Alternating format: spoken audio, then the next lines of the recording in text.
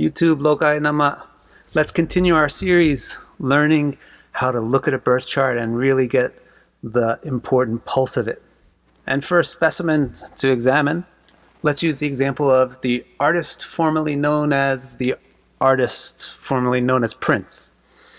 I'll show you how to do all the things that I've been talking about in this series up till now. How to assess the nakshatras and mix them together. How to bring in the rising sign and mix it with the rising Navamsha. How to look at the primary planet, secondary planet, tertiary planet. How to mix their nakshatras with their signs and their houses and their aspects. And at the end, I'll also show you my secret technique for how to overlay the Varga charts onto the Rashi charts.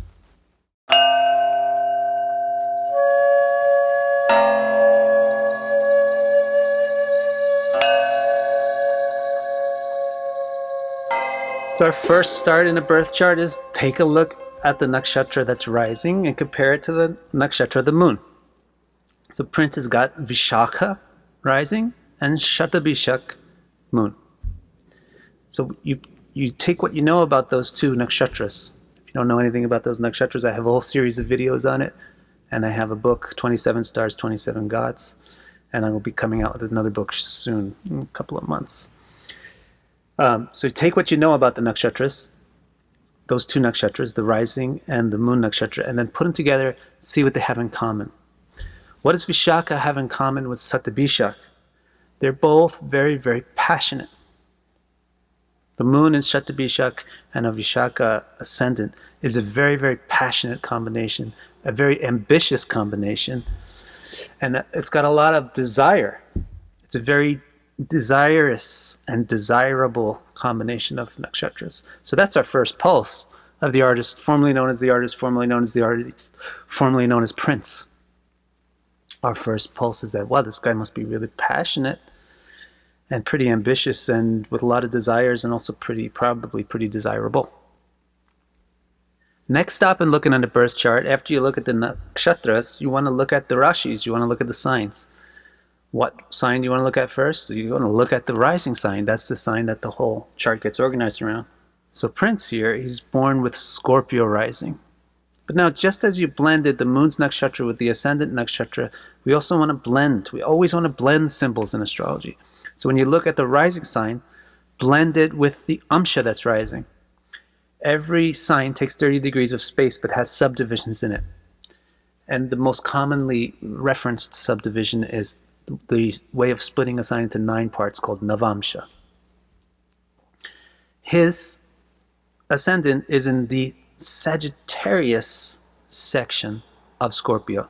So you blend those two themes together, the Sagittarius subsection of Scorpio, to understand exactly what his rising sign is like. Now, if you look carefully at his ascendant, it's actually right on the border between Scorpio and Sagittarius. So if the birth time is a little bit earlier than what's recorded, it might be a Scorpio segment in the Scorpio Rashi. But I'm quite comfortable seeing it as the Sagittarius Navamsha because the combination between Sagittarius and Scorpio, there's fire and passion in there, right? And there's a lot of drive and ambition. Sagittarius is the archer, he's got his ambitions. And Scorpio is Mars' sign. It's ambitious. It's going to give a lot of interest in mystical subjects, right? The Sagittarius philosophical side of Scorpio. So here's a person who's going to be interested in mysterious stuff. The Sagittarius section of Scorpio is almost like a philosophy of sexuality. Now look at the Lord of the first house. It's always an important thing to do at first glance on the chart. You look at the rising sign. His rising sign is Scorpio. Scorpio belongs to Mars. So the rising sign defines the first house. Since the rising sign belongs to Mars, it means that Mars owns the first house. So Mars is his first lord. Look where his Mars is. It's in Aries at 1 degree. So there's something very phenomenal about Prince's first lord. At Aries 1 degree, the degree that a planet occupies in a sign exposes it to the various subdivisions of that sign, right? At 1 degree of Aries, Mars is in his own sign in 13 out of 16 subdivisions. 13 out of 16 is a phenomenal amount. It's bordering on superhuman. It's the way that Parashara gives the Sanskrit terms. 13 he calls Vaisheshikamsha. Vaisheshikamsha means a very, very, very differentiated, special, outstanding person. This planet is in its own sign 13 out of 16 times. It becomes a phenomenal planet. What planet is it? It's the first Lord. So this is a very important yoga to see that this is the chart that belongs to a person that's very phenomenally outstanding. Not an ordinary person. This person is going to be very successful, very famous, very unique. Now, next up, check out your calculations and figure out which planet is more prominent than the others. Look for the primary, secondary, and tertiary prominent planets. In Prince's case, Jupiter is the most important planet, followed by Rahu and Venus. You can get already a pulse just from the inherent nature of what these planets are. Jupiter is very important, so this guy is going to be philosophically oriented, but Rahu is also very important, so he's not going to be traditional philosophy. Venus is very important, so Venus is going to bring a lot of art and beauty into the scene. So philosophy of art and beauty, philosophy of love, philosophy of music. So let's look at his Jupiter. That's what you want to do. You want to take the most prominent planet and make sure you look at that in depth first and let that set your context. And then when you look at your secondary planet, you interpret that in the context of the primary and the tertiary in the context of the previous two, etc., etc. So he has Jupiter in Chitra. What kind of things you know about Chitra? What kind of things you know about Jupiter? If you're clear on what Chitra is and what Jupiter is, then you can put them together and see what they have in common, or if they clash anywhere. Chitra is the nakshatra for great specificity and detail. And Jupiter is a planet of philosophy. So you might think a person with Jupiter and Chitra will be deeply into religion. They might really know the details of philosophy and religion. Is that the case with Prince? Actually, it is. But what else could Jupiter and Chitra mean? It could also mean really knows the inner workings, Chitra, of sound. Jupiter is all about sound, ether. Owing to the fact that his other important planet is Venus, this is quite a reasonable interpretation. You would actually favor this one even over the religious detail thing. Because his Jupiter's in Chitra and his Venus is prominent. So what does that have together? What does that, what happens when you put all that together? You get a person who really knows about the art of sound. And now as for Rahu, his Rahu is also almost in Chitra, right? It's in the border between Chitra and Swati. It's in Swati, but really almost in Chitra. So it's taking his Jupiter away from traditional Jupiter things like religion and taking it more towards modern things, or it's going to make his approach to Jupiter's religious things be modern or unconventional. But it's going to... And then that Rahu, which is actually in Swati, is a great combination, right? Because Swati is super good for individuals and individualism, and that's what Rahu loves. So Prince, with a prominent Jupiter, second prominent is Rahu. He's a super individual person. Mars is his rising lord, right? First lord is Mars.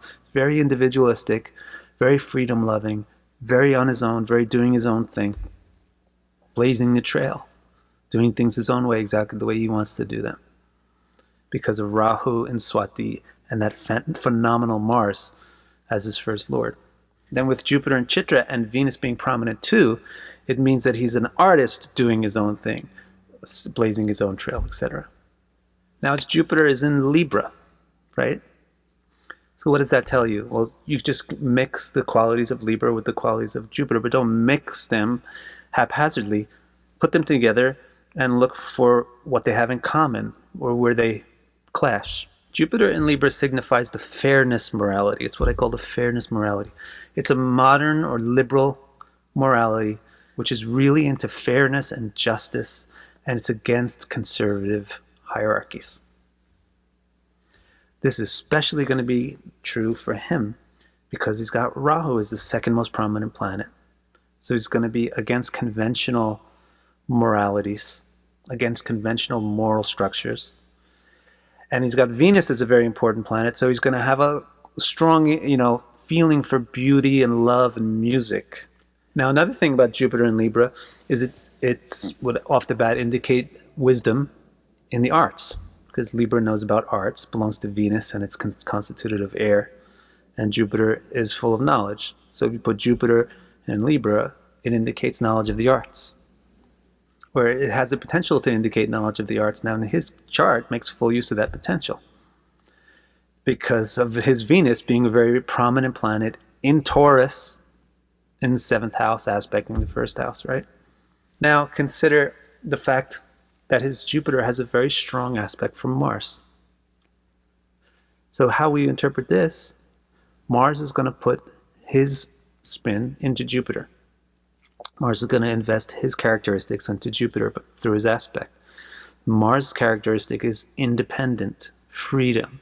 So the Mars aspect to Jupiter indicates an independent sense of morality, a unique sense of morality. That's going to be exacerbated because his ascendant is Scorpio, which is already,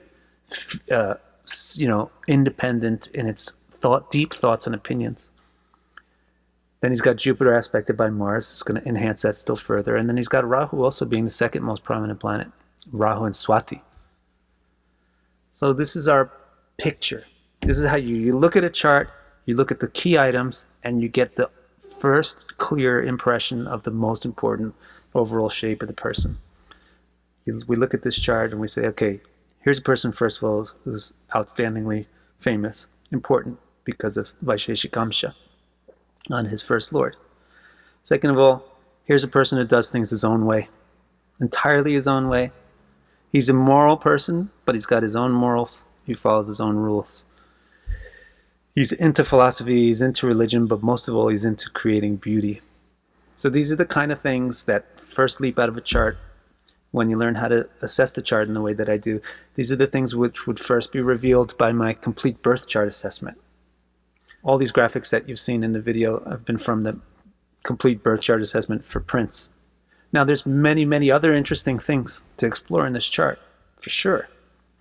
But once we have our first pulse of the thing clear, and once we have a clear context of who this person is, it's easy and exciting and fun and fruitful to explore all the rest of the details in the chart. It doesn't feel like you're getting hit by a million different possible clues and avenues on who this person is. We know who the person is. Now let's figure out the details by looking more closely at Venus, more closely at Rahu, and the sub-planets of lesser importance. So there's many, many interesting things to discuss about this chart besides what I've talked about here. But what I've talked about here is the stuff you need to know first. Similarly, there's a lot more revealed in the complete birth chart assessment than just this first initial pulse, but I think this is really, in a sense, the most important stuff. So if you want to get the complete birth chart assessment for yourself or anybody that you want to enter the data for, you can go to my site, vicdecara.com, put a slash at the end of that and an R2, and then you'll go straight to the page that gives you the complete birth chart assessment if you don't want to click around to try to find it. Now, I promised I'd show you my secret technique of overlaying the Varga onto the Rashi in a degree-specific manner. So here's a depiction of what it looks like if you take Prince's Navamsha and overlay it onto his birth chart. The birth chart is in the middle, the Navamsha is overlaid in the secondary wheel. This shows you a fantastic amount of information. In the Navamsha, his Venus is exalted and right by his moon. And what moon is that? That's the moon in Pisces in his 5th house. Right? So moon in Pisces in the 5th house is a fantastically creative individual whose dreams are constantly being put into their creative process. His dreams and fantasy and imagination is constantly fueling his creative process. That moon in the 5th house in Pisces. Now, the Navamsha shows that Venus is quite close, even by degree, to that moon, and that exalted Venus. So these his imaginations and his internal fantasy visualizations are going to be able to come out in an intelligible manner through the fifth house by the grace of that exalted Venus, giving him access to music and art and poetry. And you can also see that his Navamsha sun is even closer to that fifth house moon, which is a signal that his career would be in that department. His career would be how he translates his inner fantastic visions into expressions, artistic musical expressions. Don't just look at the Navamsha, look at some other charts as well. And if you're suspicious that you have an artist on your hand, if you're reading a chart and you think, well, I think this is an artist chart, then you definitely would want to look at the seventh division, the Saptamsha, because the seventh division is like a fifth house. It talks about the creativity and the passion. Take a look at the way his Saptamsha overlays over his birth chart. Again, you got the Saptamsha around the outside and the birth chart on the inside. Look at the Jupiter of his Saptamsha. In the Saptamsha, Jupiter is in Pisces. And it's exactly on his moon. It's exactly on his Rashi moon, his birth chart moon. So look at that. In the Navamsha, he has the exalted Venus with his fifth house Pisces moon.